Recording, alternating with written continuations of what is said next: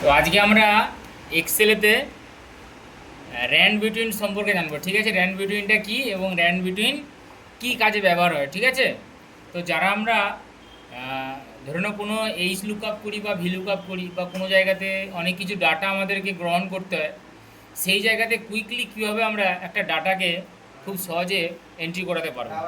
ওকে, একজন নর্মাল যে জানে না র্যান্ড বিটুইন সে কীরকমভাবে ফিল আপ করছে, আর যে জানে সে কীরকমভাবে ফিল আপ করছে এইচ লুক আপ। কারো এইচ লুক আপ করতে সময় লাগে 2 মিনিট, কারো সময় লাগে 10 মিনিট। ঠিক আছে, তো আমি একটা দেখাচ্ছি এইচ লুক আপের ব্যাপারটা। ঠিক আছে, র্যান্ড বিটুইনের মাধ্যমে তো এখানে ফিল আপ করবো, এখানে এইচ লুক আপ দেবো, এখানে নাম দেব। ঠিক আছে, এখানে কোর্স কোর্স সেল জানুয়ারি, সেল ফেব্রুয়ারি, সেল মার্চ। ওকে, নামের জায়গায় নাম দেব,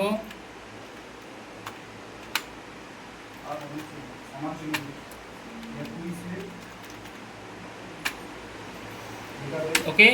র্যান্ড বিটুইনের সূত্র লাগিয়ে ফিল আপ করছি। কিসের জন্য? কুইকলি হবে। ঠিক আছে, বটম মানে সব থেকে কম, ধরুন সেল সব থেকে কম হয় 2000। ঠিক আছে, আর হায়েস্ট হয় কত? 10,000। ব্র্যাকেট শেষ, এন্টার।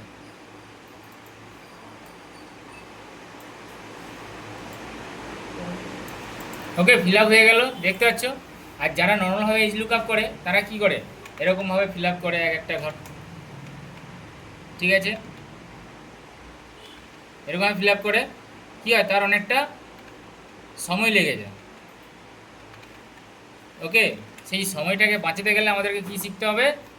র্যান্ড বিটুইনের সূত্র শিখতে হবে। ঠিক আছে, কীভাবে কাজ করছে।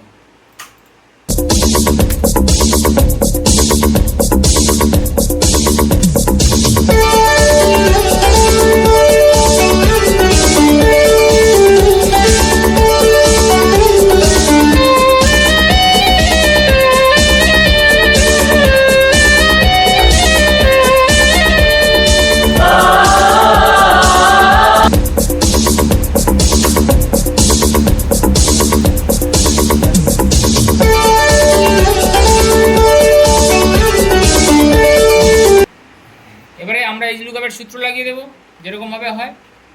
ঠিক আছে, একসাথে সমান এইচ লুক আপ, প্রথম ব্র্যাকেট যেরকমভাবে আমরা সূত্র দিয়ে কাজ করি সেরকম সূত্র লাগিয়ে দেবো।